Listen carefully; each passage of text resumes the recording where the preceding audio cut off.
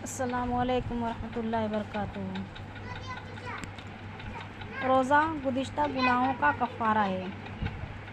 نبی اکرم صلی اللہ علیہ وسلم نے ارشاد فرمایا، عن ابی ہریرہ رضی اللہ عنہ قال قال رسول اللہ صلی اللہ علیہ وسلم، من صام رمضان ایمانا واحتسابا غفر له ما تقدم من ذنبہ۔